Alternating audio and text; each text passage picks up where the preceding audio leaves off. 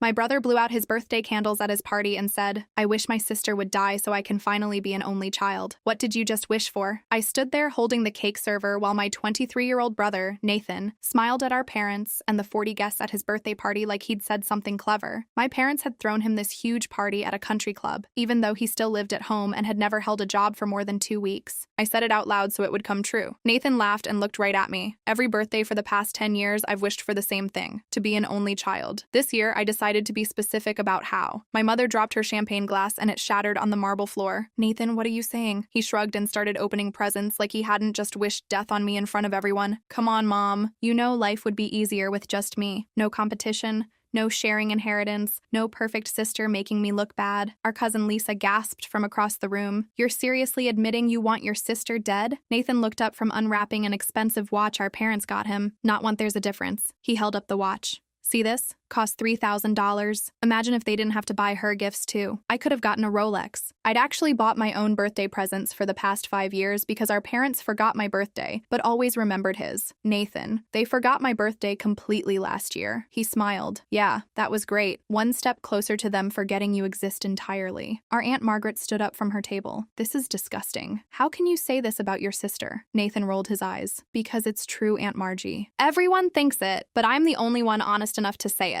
He pointed at me. "She makes everything about her achievements, her promotion, her engagement, her new house, all things I'd worked for while he played video games in our parents' basement." "You live in Mom's basement, Nathan?" He stood up angry because she took all the good opportunities. She got the scholarships. She got the internships. She got everything because she was born first. He was actually blaming me for being older. If I'd been born first, I'd be successful too. Our dad finally spoke up. "Nathan, you dropped out of college 3 times. Nathan turned on him because professors compared me to her. "Do you know how hard it is being the stupid sibling?" He'd never studied, just expected to pass because our parents donated money. "I'm not stupid, I'm just overshadowed." My fiancé, James, stood up. "You're not overshadowed. You're lazy and entitled." Nathan laughed bitter. "Of course you defend her. You probably wish I was dead too, so you don't have to deal with me at family events." James didn't deny it, which made Nathan angrier. "See, everyone would be happier if I was an only child." Our grandmother, who'd been quiet until now, slammed her cane on the floor. "Nathan, Michael Turner, you're a disgrace." She walked toward him slowly. "Your sister paid for your rehab twice." Everyone went silent. Nathan's gambling addiction wasn't supposed to be public knowledge. "Grandma, that's private." She kept going. "She paid your DUI lawyer. She paid your credit card debt. She's been paying your car insurance." She looked at our parents. "Did you know your precious son owes his sister $50,000? Mom went pale. "50,000? Nathan said he paid for everything himself." Grandma laughed harsh. "Himself? He hasn't worked in 2 years. His sister has been supporting him." She pulled papers from her purse. "I have the receipts because she needed a co-signer for the loans she took out to cover his debts." Nathan tried to grab the papers, but Grandma hit him with her cane. "Don't you dare. These prove what a parasite you are." Our family friend Robert, who was a lawyer, looked at the papers. "These are legitimate loans in your sister's name for Nathan's expenses." He looked at me. "You've been paying for his entire life." I finally spoke. "He's my brother. I thought I was helping." Nathan laughed. "Helping? You were showing off. Look at perfect sister saving the day again." He kicked a chair. "I never asked for your help." That was a lie. He'd called me crying every time, begging for money. "You called me at 3 a.m., threatening to hurt yourself if I didn't pay your dealer." Everyone gasped and Nathan's face went red. "That was private. You had no right to tell anyone." James pulled out his phone. "I have the voicemails, Nathan. 27 voicemails of you threatening suicide if she didn't give you money." He played one, and Nathan's voice filled the room, slurred and desperate, begging for $5,000, or he'd jump off a bridge. The room went dead quiet, and I watched Nathan's face change from smug to shocked to angry in about 3 seconds. Mom started crying these big, ugly sobs while Dad just stared at Nathan like he'd never seen him before. Grandma stood there with her cane raised like she was ready to hit him again if he tried anything stupid. The 40 guests sat frozen in their chairs, and I could hear silverware clinking somewhere in the distance from another event at the club. Nathan's hands were shaking, and his face went from red to almost purple. He looked at James's phone like he wanted to throw it across the room. Nathan jumped up and lunged at James, trying to grab the phone. Robert moved faster than I expected for a guy in his 60s and got between them. He put his hand on Nathan's chest and pushed him back. Nathan stumbled and almost fell into his birthday cake. Robert's voice was calm but firm when he told Nathan to sit down right now. Nathan looked around the room at all the guests staring at him. Some people had their phones out recording everything. Our cousin Lisa had her hand over her mouth looking horrified. The table next to us had stopped eating their salads to watch. I realized right then that there was no taking this back. Everyone knew everything now. Aunt Margaret stood up and her chair scraped loud against the marble floor. She grabbed her purse and announced she was leaving because she wouldn't stay at a party for someone who wished death on family. She walked toward the exit and didn't look back. Her husband got up and followed her. Then Uncle Tom and his wife stood up. Then more people. Within 5 minutes, half the guests were gone. Mom jumped up and tried to stop people at the door, begging them to stay. She kept saying Nathan didn't mean it and he was just upset and please don't leave. Grandma walked over and grabbed Mom's arm. She told Mom to stop making excuses. She said Nathan meant every single word and everyone knew it. Mom's face crumpled and she started crying harder. Dad finally moved for the first time since the voicemail played. He looked at Nathan and asked if everything Grandma said was true about the $50,000. His voice sounded weird and quiet. Nathan opened his mouth, but nothing came out. He just sat there staring at the floor. Dad waited maybe 30 seconds, then turned to look at me. He had tears running down his face, and I'd never seen my dad cry before. He asked why I never told them. I took a deep breath and explained that Nathan threatened to hurt himself every single time I thought about telling anyone. I said he'd call me in the middle of the night saying he'd kill himself if I told Mom and Dad about the money. Dad's face went pale and he sat down hard in his chair. A man in a suit approached our table and I recognized him as the country club manager. He spoke quietly and suggested we move this conversation to a private room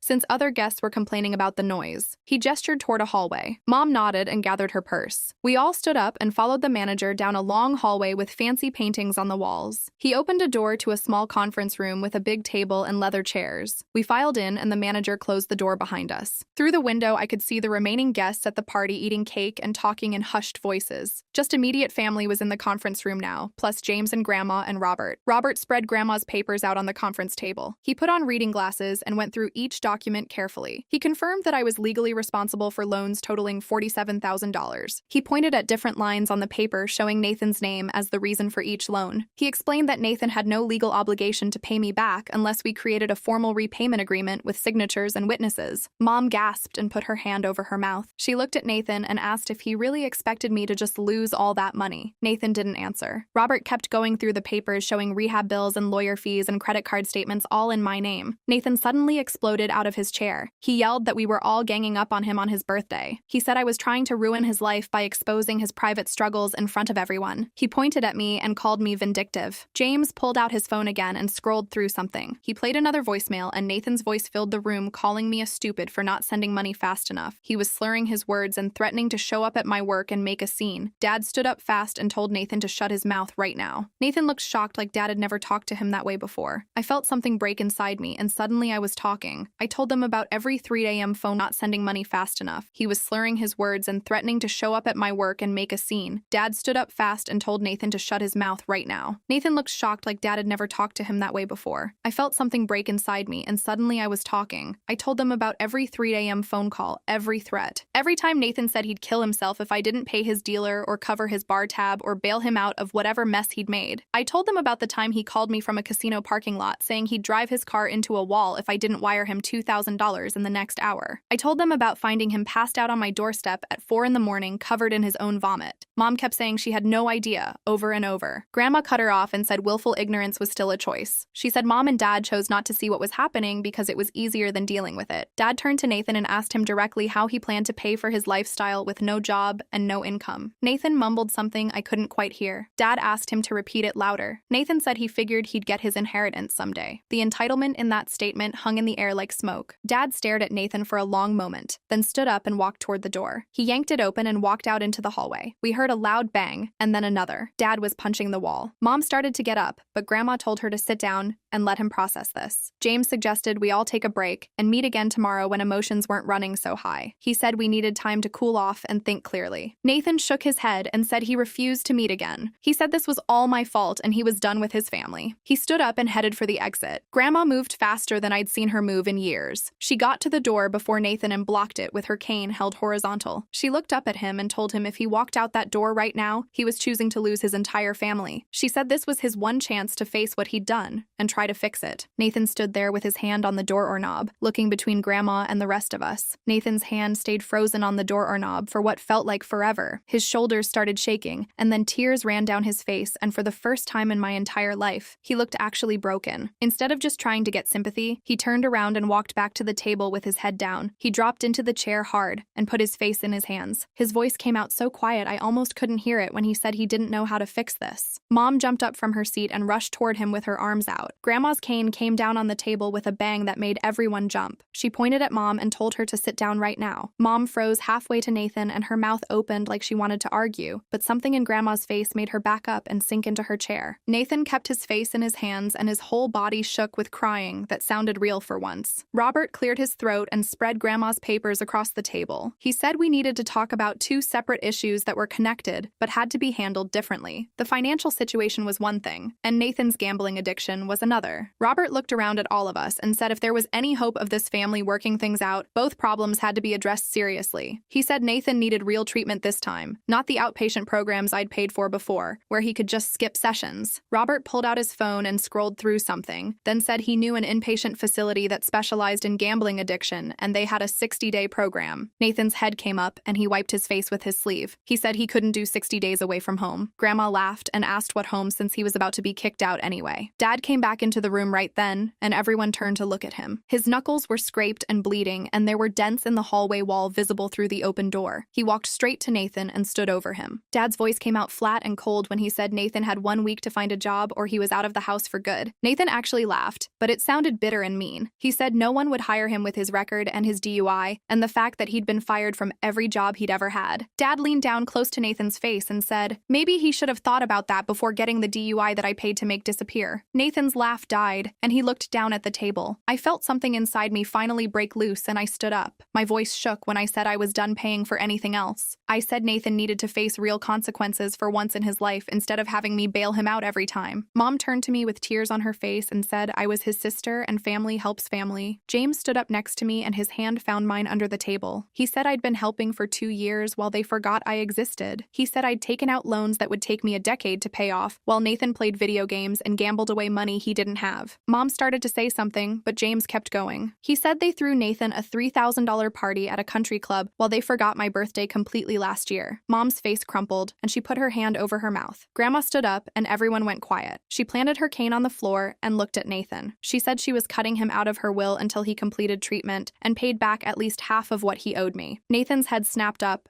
and the look on his face told me everything. He'd been counting on that inheritance. He'd been planning his whole future around money he hadn't earned. Mom gasped and grabbed Grandma's arm. She begged Grandma to reconsider and said Nathan needed that security. Grandma pulled her arm away and said Nathan needed to learn that actions have consequences. She said she'd watched him manipulate this family for years, and she was done enabling it. Robert suggested we all take some time to calm down and meet again in a few days. He said we should do it at Grandma's house with a family therapist present so we could work through this properly. He said he'd draft a formal repayment agreement for Nathan to sign that would make the debt legally binding. Nathan looked up and asked what would happen if he didn't sign it. Robert met his eyes and said I could sue him for the money. He said it would probably bankrupt Nathan, but the debt was real and documented. Nathan slumped back in his chair and stared at the ceiling. We agreed to meet at Grandma's house in 3 days at 2 p.m. in the afternoon. Robert said he'd find a therapist who could come on short notice. Everyone started gathering their things, and the remaining party guests outside had gone quiet. I could see them through the conference room window, pretending not to watch us. James took my hand and led me toward the door. My legs felt shaky, and my whole body trembled like I'd been running. We walked through the country club, past all the people who'd heard Nathan wish me dead. Some of them looked away, and some of them stared. James kept his arm around me the whole way to the parking lot. He drove us home, and I shook so hard in the passenger seat that my teeth chattered. He reached over and held my hand on the center console. He said he was so proud of me for finally standing up to them. I felt guilty and relieved and angry all mixed together in my chest. I couldn't stop seeing Nathan's face when everyone turned against him. Part of me felt bad for him,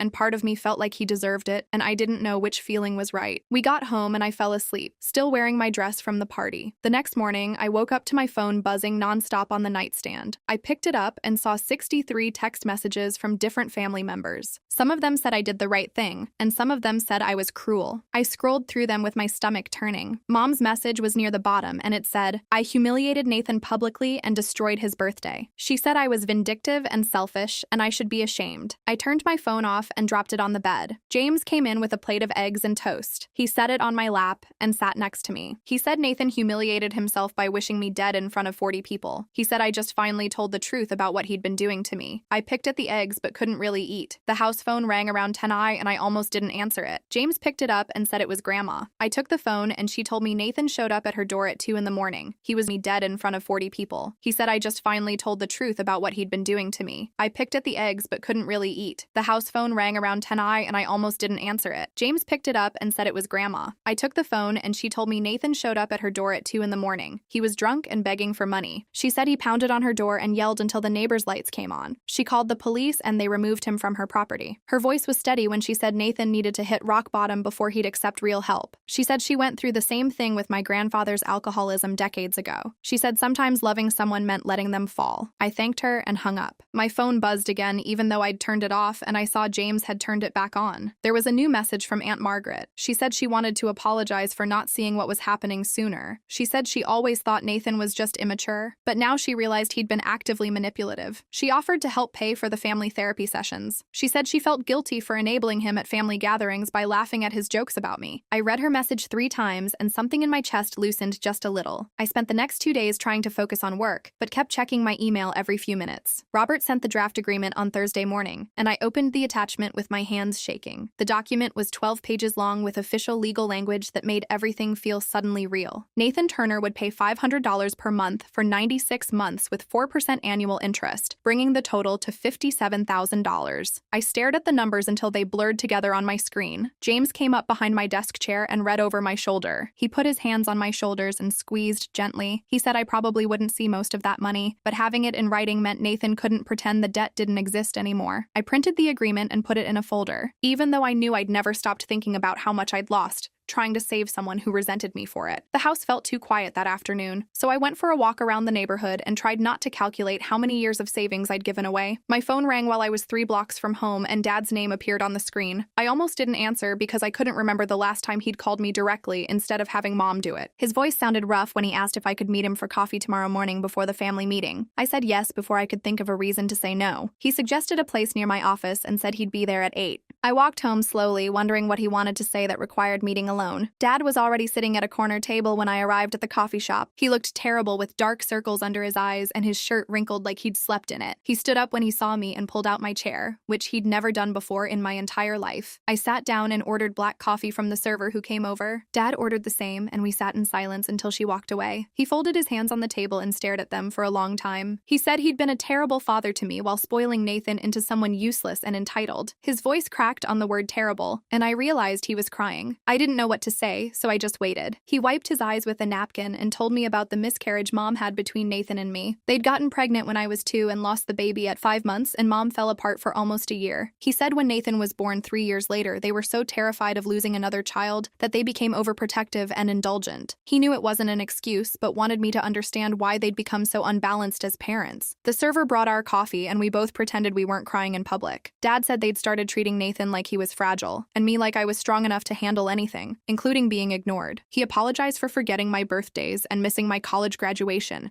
and not coming to see my new house. He broke down completely and put his face in his hands while his shoulders shook. I reached across the table and touched his arm because I didn't know what else to do. He looked up at me with red eyes and said he was so sorry for making me invisible in my own family for 26 years. I pulled my hand back and wrapped it around my coffee cup. I told him the explanation helped me understand their behavior, but didn't erase the hurt of growing up feeling like I didn't matter. He nodded and said he knew that and wasn't asking for immediate forgiveness. He said he wanted to rebuild our relationship if I was willing to try to. He'd already started seeing someone to work on his enabling patterns. He'd had 3 sessions so far and was learning how much damage he'd done by always choosing Nathan's comfort over everyone else's well-being. I asked him what made him finally decide to change after 23 years. He said hearing those voicemails of Nathan threatening suicide to manipulate money from me made him realize his son had become a monster, and it was his fault for never saying no. He said watching me pay for everything while they threw Nathan an expensive party made him sick with shame. We sat there for another hour while he asked questions about my life that he should have asked years ago. He wanted to know about my job and my engagement and what I like to do on weekends. It felt strange having his full attention for the first time, but also nice in a sad way. When we left, he hugged me tight and said he'd do better starting now. The family meeting at Grandma's house was scheduled for 2:00 in the afternoon on Saturday. I arrived with James at exactly 2:00 and found Mom, Dad, and Grandma already sitting in the living room. A woman in her 40s with short gray hair and kind eyes stood up and introduced herself as Siobhan Buchanan. She shook my hand and James's hand and asked us to sit anywhere we felt comfortable. The living room had 2 couches and 3 chairs arranged in a circle, and I chose a chair near the window. James sat in the chair next to mine and took my hand. Siobhan explained the ground rules for our session,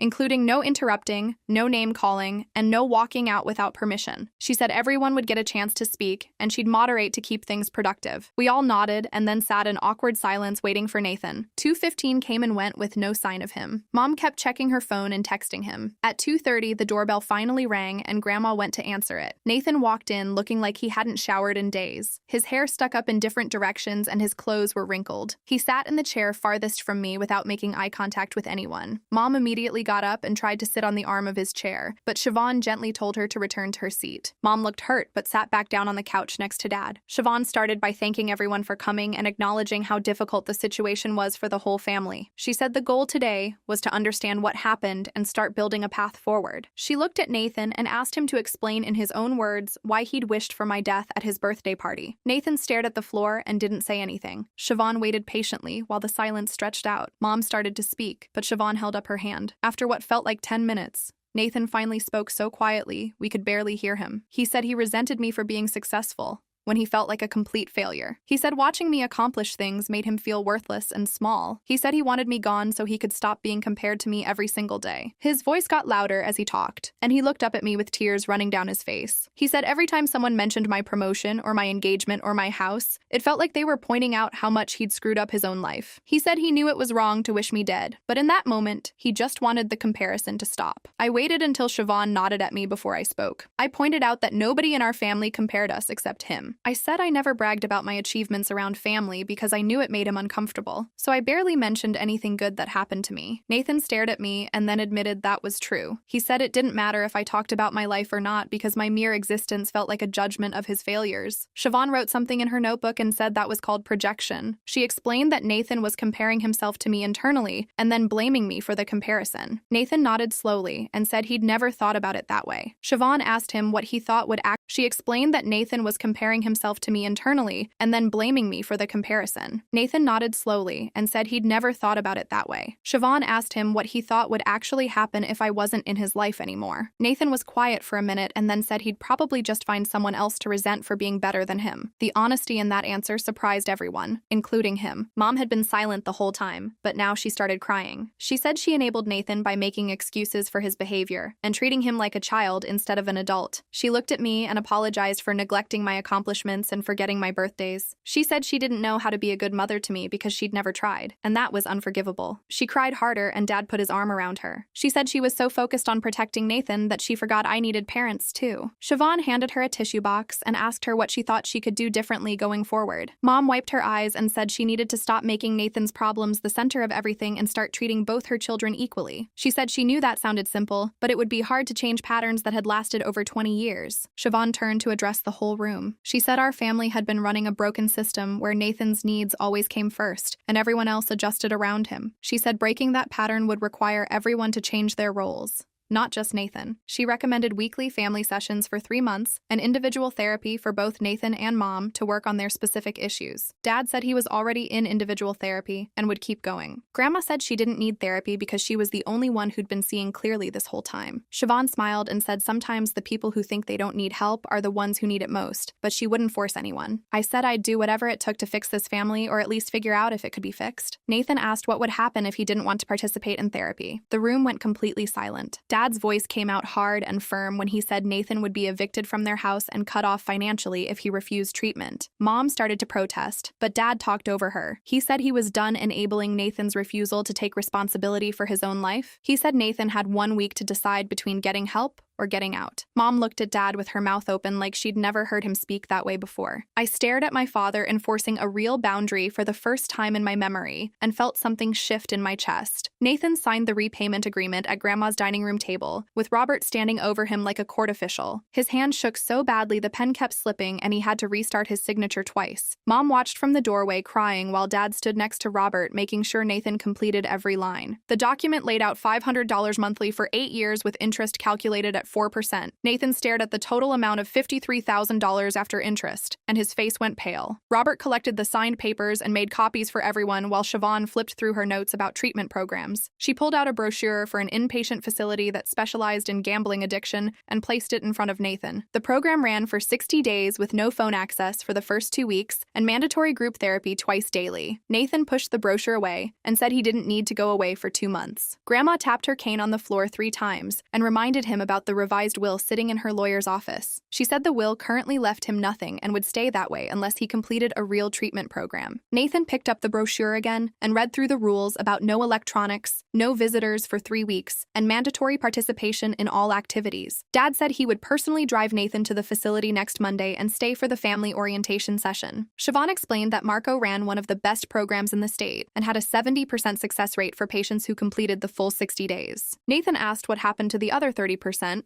and Siobhan admitted some people relapsed, but that didn't mean the program failed them. She said recovery was a choice Nathan would have to make every single day for the rest of his life. Mom asked if she could visit during the program, and Siobhan said family sessions started after week 3. The cost was covered by Dad's insurance, but Nathan would need to contribute his earnings once he found employment. I listened to them plan Nathan's treatment and felt nothing except tired. James squeezed my hand under the table, and I realized I'd been holding my breath. Siobhan turned to me and asked what I needed from Nathan before he left for the program. I looked at my brother slumped in his chair, looking smaller than I'd ever seen him. The words came out before I could stop them. I told Nathan I needed space from him after the program ended, and that rebuilding trust would take years if it even happened at all. He nodded slowly without arguing or making excuses. Then he apologized for the death wish at his party, and for using me as his personal bank account for 2 years. His voice cracked when he said he understood if I never forgave him. The apology sounded different from all the other times he'd said sorry while asking for money. This one had weight to it, like he actually understood what he'd done. Mom stood up and walked over to where I sat. She asked if I could forgive her for being a bad mother who forgot my birthdays and ignored my accomplishments. I told her honestly that I didn't know yet, but I was willing to try therapy together. She started crying harder and said she didn't deserve another chance, but she'd take whatever I was willing to give. Dad cleared his throat and said we should end the session before everyone fell apart completely. Siobhan scheduled our next family meeting for 2 weeks out and reminded Nathan to stay clean until the program started. We all left Grandma's house in silence, and I sat in James's car, watching my parents drive away with Nathan in their backseat. The week before Nathan entered the program felt strange because suddenly my parents acted like actual parents, instead of Nathan's personal assistants. Dad took Nathan to the library and helped him fill out job applications online. They printed 15 applications for warehouses, retail stores, and restaurants that didn't require college degrees. Nathan came home with 3 interview appointments scheduled,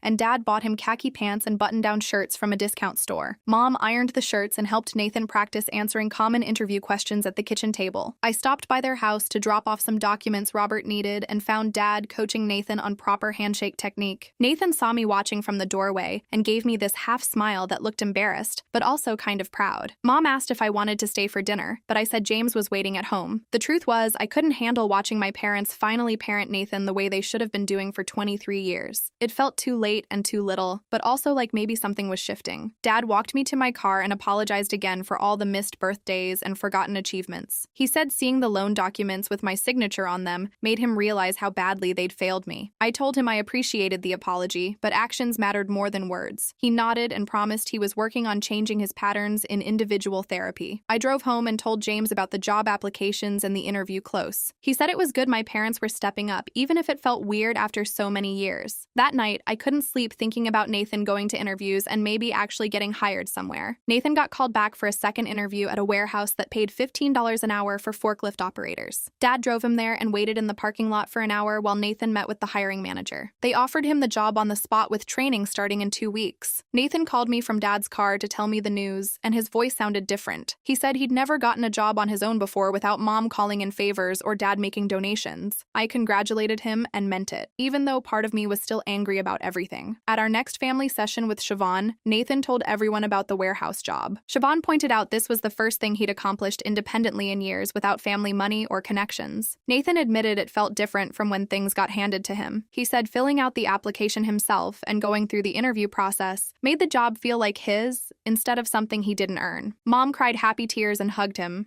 which made me uncomfortable because she'd never cried happy tears about my promotions. Siobhan noticed my reaction and asked what I was feeling. I said it was hard watching my parents celebrate Nathan's minimum wage job more than they'd ever celebrated my career achievements. Mom looked crushed and started apologizing, but Siobhan stopped her. She explained that I was allowed to feel hurt about the past, even while supporting Nathan's progress. The session got heavy after that, with everyone acknowledging how unbalanced the family dynamics had been. Mom looked crushed and started apologizing, but Siobhan stopped her. She explained that I was allowed to feel hurt about the past, even while supporting Nathan's progress. The session got heavy after that, with everyone acknowledging how unbalanced the family dynamics had been. Dad said he was proud of both his children, and he was sorry it took a crisis for him to show it properly. Nathan's warehouse job started 2 days before he entered the treatment program, so he worked 3 shifts and earned $200. He gave me $50 of it toward his debt without me asking. The gesture surprised me more than the money itself. James and I started planning our wedding during all the family chaos. We'd already booked a venue for 6 months out, but hadn't sent invitations or finalized the guest list. I sat at our kitchen table with the list in front of me and stared at Nathan's name. James asked what I was thinking, and I told him I didn't want Nathan at our wedding, even after he completed the program. He said that was completely fair given everything Nathan had put me through. Mom called later that week asking about wedding plans, and I told her Nathan wouldn't be invited. She got quiet on the phone and then asked if I was sure about that decision. I said I was protecting my boundaries and my wedding day needed to be about James and me without worrying about Nathan. Mom sounded hurt, but she said she understood. At our next therapy session, Mom brought up the wedding and said she was struggling with Nathan being excluded. Siobhan asked why it was hard for her, and Mom admitted she wanted the family to look normal and united. Siobhan pointed out that looking normal wasn't the same as being healthy. She asked Mom whose comfort was more important on my wedding day. Mom went quiet and then said, "Mine was." Siobhan helped her understand that me setting boundaries wasn't about punishing Nathan, but about protecting myself. Mom nodded slowly and said she would support my decision, even though it hurt. I felt relief that she wasn't going to fight me on it. After the session, Mom hugged me and whispered that she was proud of me for knowing what I needed. That small moment felt bigger than all her previous apologies combined. Nathan entered Marco's inpatient program on a Monday morning, and Dad drove him there with Mom in the passenger seat. I didn't go with them because I needed distance from the whole situation. James and I stayed home, and I felt this wave of relief knowing Nathan couldn't call me for money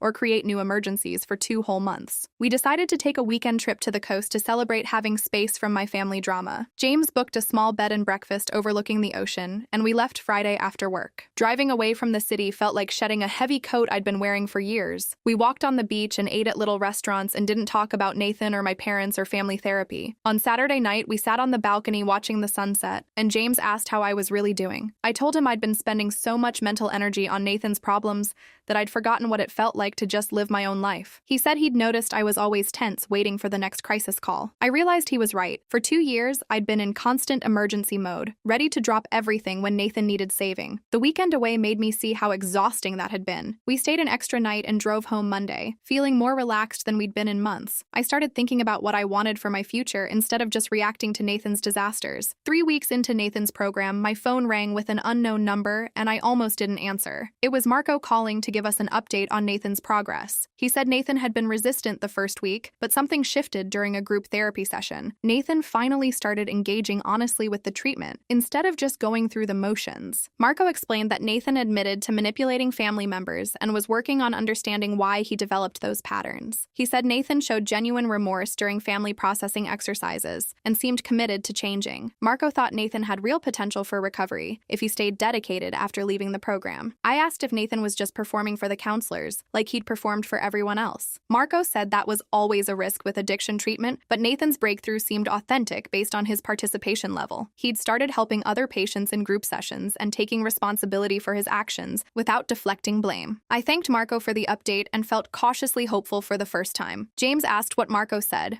and I told him Nathan might actually be trying this time. We agreed to stay cautiously optimistic, but keep our boundaries firm regardless. Mom called a few days later, asking if I wanted to start individual mother-daughter therapy sessions separate from the family meetings. I was surprised she wanted to do extra therapy, but I agreed to try it. Our first session was awkward, with both of us sitting on Siobhan's couch not knowing where to start. Siobhan asked Mom to share some positive memories of my childhood. Mom started talking about teaching me to read when I was 4 and how excited I'd get about new books. She remembered my elementary school science science fair projects and how seriously I took my research. She told me about a dance recital where I forgot my routine halfway through but kept dancing anyway, making up moves until the song ended. I'd completely forgotten that recital, but hearing her describe it made the memory come back. She talked about my high school graduation and how proud she felt watching me give the valedictorian speech. I asked why she stopped being present like that, and Mom's face crumpled. She said the neglect got worse as Nathan's problems got bigger. Every time Nathan had a crisis, she dropped everything to fix it, and eventually, that became her whole life. She lost herself in trying to save him and forgot she had another child who needed her too. She cried and said she didn't know how to be both Nathan's crisis manager and my mother at the same time, so she just stopped being my mother. The honesty hurt, but also helped me understand. I told her I needed her to be my mother now, even though I was 26 and didn't need parenting the same way. She said she wanted that too, and she was learning who I was as an adult. Siobhan gave us homework to spend time together without talking about Nathan. Mom and I planned to go shopping the following weekend, just the two of us. Leaving that session, I felt something shift between us. Like maybe we could build a real relationship if we both kept trying. Mom and I went shopping the following weekend like we'd planned and actually had a good time together. She asked me about work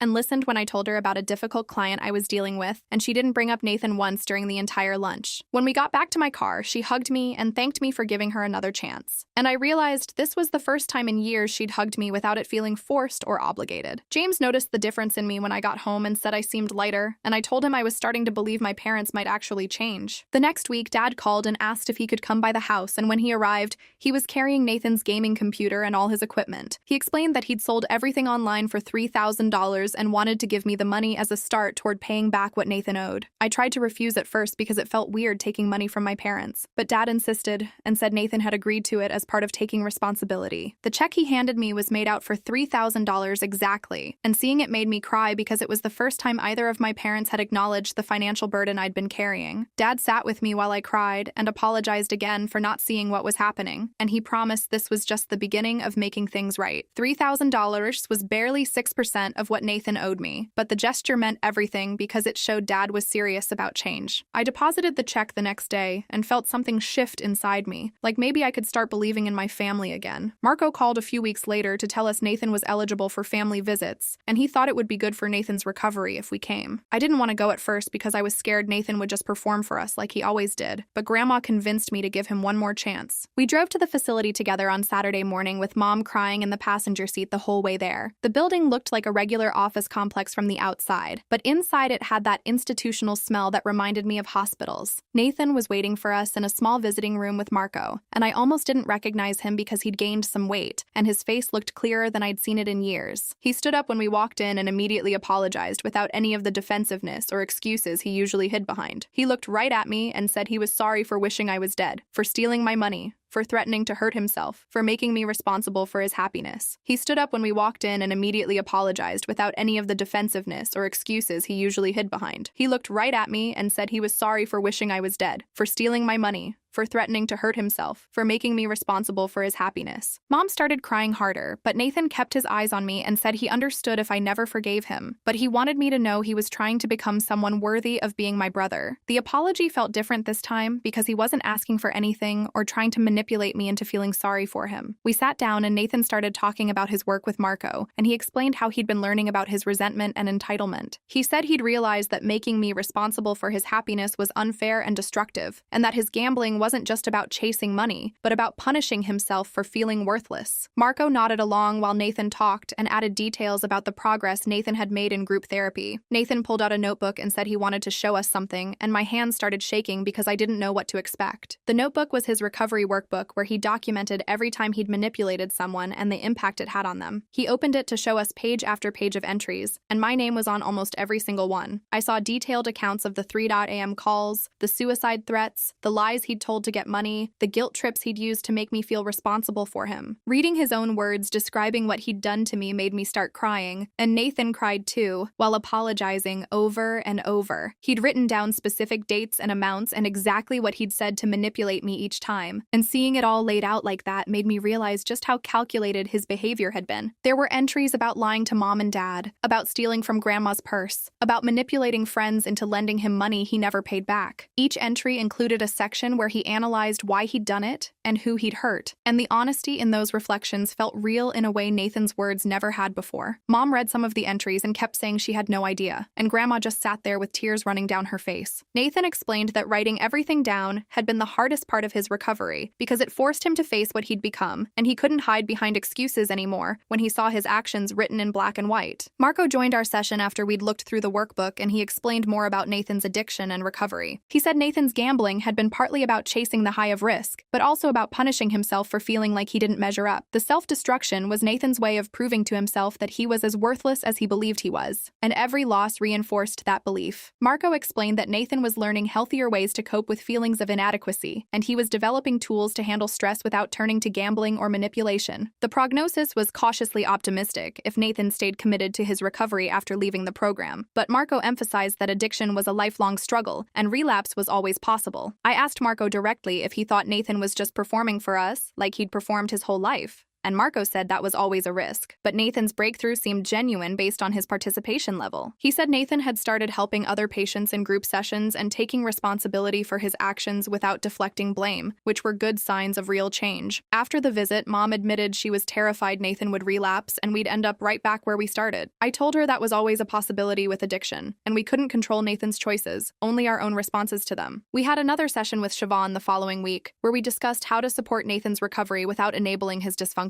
And Mom practiced saying no to hypothetical requests. Siobhan had Mom roleplay different scenarios where Nathan asked for money or made excuses, and it was hard for Mom at first, but she got better at holding boundaries. Dad attended that session too and said he'd already started planning how to help Nathan budget his warehouse paychecks once he was out of the program. Siobhan warned us that the transition from inpatient treatment to regular life would be the most dangerous time for relapse, and we needed to have clear boundaries in place before Nathan completed the program. We agreed that Nathan couldn't move back into the basement and would need to find his own living situation, which made Mom upset, but she didn't argue. 2 months passed, and Nathan completed the full 60-day program without any major incidents. Marco called to tell us Nathan had done well and was ready for discharge, and he'd already arranged for Nathan to move into a sober living house instead of coming home. The sober living house had structure and accountability with random drug tests and mandatory recovery meetings, which everyone agreed was healthier than our parents' basement. Nathan kept his warehouse job and started going to daily recovery meetings, and Dad helped him set up a budget for his paychecks. I didn't see Nathan for the first few weeks after he got out because I needed space to process everything, but Dad gave me updates about how he was doing. 2 months after the birthday party, Nathan asked if he could see me at a family dinner Mom was hosting. I agreed because I wanted to see if his changes were lasting now that he was out of the controlled environment. Nathan showed up on time looking exhausted from working 40 hours a week, and he'd lost weight from the physical labor at the warehouse. We sat down for dinner, and halfway through, Nathan pulled an envelope from his pocket and handed it to me. Inside was a check for $500 with a note saying it was his first payment toward what he owed me. His hands shook when he gave it to me, and he said he knew $500 was barely anything compared to $50,000, but he wanted to start paying me back. I looked at the check and saw it was from Nathan's own account, and the pride in his eyes was something I'd never seen before. He explained that he'd been saving a portion of every paycheck, and this was the first payment of many he planned to make. The check felt heavy in my hands because it represented something more than money. It represented Nathan actually following through on a commitment for the first time in his life. Mom cried and Dad clapped Nathan on the back, and even Grandma looked pleased. I thanked Nathan and told him I appreciated the payment, and he nodded and said he'd keep making them every month. We finished dinner and Nathan left early because he had a morning shift at the warehouse. And after he was gone, James told me he could see real change in Nathan's demeanor. James and I had been planning our wedding during all of this chaos, and we decided on a small ceremony with just 30 guests. I'd made the difficult decision not to invite Nathan, even though he'd completed his program, and was making payments because I needed my wedding day to be about me and James without the stress of managing Nathan's presence. Mom struggled with that decision and called me several times asking if I'd reconsider, but she didn't guilt-trip me about it, which showed how much she'd grown in therapy. Siobhan helped Mom understand that my boundary was about protecting myself and had nothing to do with punishing Nathan, and Mom eventually accepted it. Nathan sent me a card 2 weeks before the wedding congratulating James and me, and inside he'd written that he understood why he wasn't invited, and he hoped we had a beautiful day. The card didn't include any guilt trips or manipulation, just a simple congratulations and well wishes. Our wedding day arrived, and it was perfect in its simplicity, with just our closest friends and family. Mom helped me get ready and didn't mention Nathan once, and Dad walked me down the aisle with tears in his eyes. During the reception, Dad stood up to give a toast, and he started talking about family and second chances. He publicly acknowledged that he'd failed me as a father for most of my life, but said he was grateful I was giving him the opportunity to do better. He talked about how proud he was of the woman I'd become despite his neglect, and he promised to spend the rest of his life being the father I deserved. Several guests came up to me afterward and said how moved they were by his honesty, and I saw some of them crying during his speech. The wedding felt like a new beginning for my whole family, not just for James and me. 3 months after the birthday party, Siobhan had us sitting in her office working on something she called rebuilding positive interaction patterns. She wanted us to practice celebrating my stuff the way we'd always celebrated Nathan's achievements. Mom sat across from me looking uncomfortable when Siobhan asked her to congratulate me on my recent promotion at work. Mom's hands twisted in her lap and she cleared her throat twice before speaking. She told me she was proud of my promotion to senior manager and that I'd earned it through hard work. The words came out stiff at first, but she didn't mention Nathan once during the whole thing. Dad nodded along and added that he'd been bragging about me to his golf buddies. Siobhan smiled and said this was progress, even though it felt forced and awkward to all of us. Dad nodded along and added that he'd been bragging about me to his golf buddies. Siobhan smiled and said this was progress, even though it felt forced and awkward to all of us. We spent the rest of the session practicing more normal family conversations where I wasn't invisible and Nathan wasn't the center of everything. My phone rang 2 weeks later while I was making dinner and Nathan's name popped up on the screen. I almost didn't answer because our conversation still made me tense, but I picked up on the 4th ring. He sounded excited when he told me he'd been promoted to shift supervisor at the warehouse. His voice had this energy I hadn't heard in years, and he talked for 20 minutes straight about his new responsibilities and the raise he'd gotten. He explained how he'd been training new employees and organizing the loading schedules. I realized halfway through the call that he hadn't asked me for anything or made the conversation about himself in a manipulative way. He was just sharing good news like normal siblings do. I felt something shift in my chest that might have been actual happiness for him. We hung up and I stood there holding my phone thinking that maybe this was what healthy sibling relationships felt like. Grandma called Nathan the following Sunday and invited him to dinner at her house. I heard about it later from Mom, who'd been there when Grandma made her announcement. Grandma told Nathan she was thinking about putting him back in her will if he kept up his progress for 6 more months. Nathan thanked her and said something that surprised everyone in the room. He told Grandma he wasn't doing this recovery work for inheritance money anymore. He said he wanted to become someone his family could actually be proud of. Mom cried when she repeated the story to me over the phone. She said Nathan's face looked different when he said it, like he actually meant the words instead of just saying what people wanted to hear. My birthday arrived in early October, and I woke up expecting the usual nothing from my parents. James kissed me and handed me a card before heading to work. I was drinking coffee when my doorbell rang at 9 in the morning. Mom stood on my porch holding a bakery box and looking nervous. She said she'd organized a small surprise party with just family and asked if I could come to her house at noon. I drove over later feeling weird about the whole thing. When I walked in, Dad and Grandma were there with a cake and decorations. Mom handed me a wrapped package that turned out to be a photo album she'd made herself. Inside were pictures of me as a kid with handwritten notes on every page. She'd written apologies for missing my dance recital and forgetting my 14th birthday and not being there for my college graduation. We sat on her couch looking through the album together and both of us ended up crying. She kept saying she was sorry and touching my hand. Dad stood in the doorway watching us with wet eyes. 4 months had passed since Nathan's birthday party disaster when he texted asking if I'd meet him for coffee alone. My stomach dropped when I read the message. James found me staring at my phone and asked what was wrong. I showed him the text and he squeezed my shoulder and said I should only go if I felt ready. I agreed to meet Nathan at a coffee shop near my office the next Saturday. He was already there when I arrived, sitting at a corner table with 2 cups in front of him. He'd ordered my usual drink, which meant he'd actually remembered something about me. Nathan looked thinner and tired, but his eyes were clear. He thanked me for coming and said he'd been working with his counselor on making real amends. He told me he wanted to talk about the harm he'd caused without expecting me to forgive him or make him feel better about it. Nathan pulled papers from his backpack and spread them on the table between us. He'd created a detailed payment plan for the full $50,000 he owed me. The plan stretched over 10 years instead of the original 8 years in Robert's agreement. He'd calculated extra payments he could make when he got bonuses or worked overtime shifts. He showed me a spreadsheet with every payment date and amount listed. He said he knew money couldn't fix the emotional damage he'd caused, but he wanted to take complete financial responsibility. I picked up the papers and read through them twice. The level of detail shocked me. He'd thought about interest rates and budgeting and backup plans if he lost his job. This wasn't the Nathan who'd spent his life expecting other people to solve his problems. I set the papers down and looked at my brother across the sticky coffee shop table. I told him I was still hurt and that rebuilding trust would take years if it even happened at all. I said I appreciated his efforts and felt proud of the progress he'd made. Nathan nodded and didn't get defensive or make excuses. He said he'd keep working on himself whether I ever fully forgave him or not. That response hit me harder than anything else because it showed he'd actually changed. The old Nathan would have guilt-tripped me or gotten angry. This Nathan accepted responsibility for his actions and their consequences. We finished our coffee and he walked me to my car. He hugged me briefly before leaving, and it didn't feel manipulative or forced. James and I hosted Thanksgiving at our house in late November. I'd invited Nathan for the first time since his birthday party blow up. He showed up on time carrying a covered dish and wearing clean clothes that actually fit him properly. He handed me the dish and thanked us for including him in the holiday. Inside was a green bean casserole he'd made himself following a recipe he'd found online. The dinner felt slightly awkward with everyone being extra polite and careful, but it was peaceful in a way our family gatherings had never been before. Nathan sat next to Dad and they talked about work for a long time. I caught Nathan smiling while describing a problem he'd solved at the warehouse. Dad listened and asked questions and looked genuinely interested. Mom passed dishes and didn't hover over Nathan or baby him. We ate pie and watched football, and nobody fought or cried. 6 months after Nathan's birthday party, Siobhan scheduled a progress evaluation session with our whole family. We crowded into her office and she reviewed her notes from our first meeting. She said we'd made remarkable changes in a relatively short time. She pointed out specific improvements like Mom setting boundaries with Nathan and Dad spending time with me individually. She explained that the work would be ongoing and we'd probably face setbacks. She recommended continuing monthly maintenance sessions to prevent slipping back into old patterns. Everyone agreed immediately because nobody wanted to go back to how things were before. Nathan said the monthly sessions helped him stay accountable.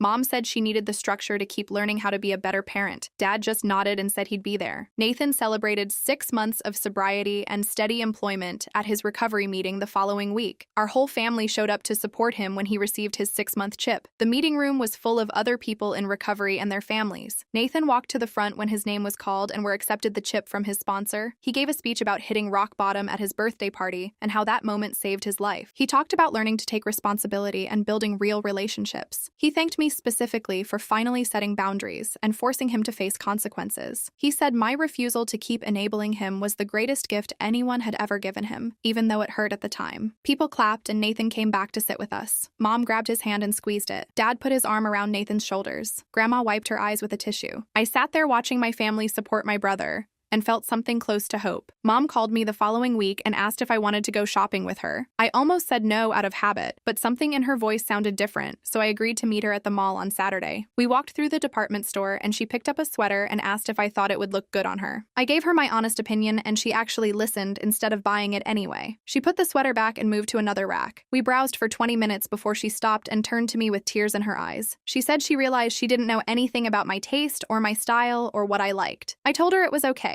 but she shook her head. She asked about my job and what I did all day, and I started explaining my role in marketing. Mom listened to every word and asked follow-up questions about my projects and my coworkers. She didn't mention Nathan once during the entire conversation. We sat down at the food court with coffee, and she told me she was learning who I was as an adult. She said she was amazed by the person I became despite her neglect. I didn't know what to say, so I just nodded, and she reached across the table to squeeze my hand. Dad texted me 2 days later, asking if I wanted to meet for breakfast on Wednesday morning. I showed up at the diner. Dad texted me 2 days later, asking if I wanted to meet for breakfast on Wednesday morning. I showed up at the diner near my office and found him already sitting in a booth with a notebook in front of him. He stood up when I arrived and hugged me, which felt strange because we'd never been physically affectionate. We ordered food, and he opened the notebook. He said he wanted to start a tradition of weekly breakfast with just me. He explained that he'd been writing down questions about my life because he realized he'd missed everything. Dad asked about my career path and how I got into marketing. I told him about my internships in college and the promotions I'd earned. He wrote notes in his notebook so he could remember details. He asked about my marriage and what James and I like to do together. I told him about our weekend hikes and cooking experiments. Dad kept writing everything down like he was studying for a test. He asked about my dreams for the future and whether I wanted kids someday. I admitted I'd been scared to think about kids because I didn't want to repeat the patterns from our family. Dad put down his pen and said he understood that fear. He promised he'd be a better grandfather than he was a father if I ever decided to have children. Nathan called me the next evening sounding excited. He said he had news and asked if I had a minute to talk. I braced myself for bad news out of habit, but his tone was genuinely happy. He told me he got accepted into community college to finish his degree. I asked how he was paying for it, and he explained he'd saved money from his warehouse job and applied for financial aid. He said he was doing things the right way this time without asking anyone for help. I felt something shift in my chest hearing the pride in his voice. I told him I was genuinely proud of him and I meant it. He thanked me and said he had to go because he needed to register for classes. The call lasted 3 minutes and he didn't ask me for anything. Grandma Grandma invited Nathan to lunch the following Saturday, and he arrived nervous about what she wanted to discuss. She sat him down at her kitchen table and pulled out her revised will. She explained she was including him again but structuring his inheritance as a trust that paid out over 20 years. Nathan looked at the paperwork and nodded slowly. Grandma told him this would protect him from himself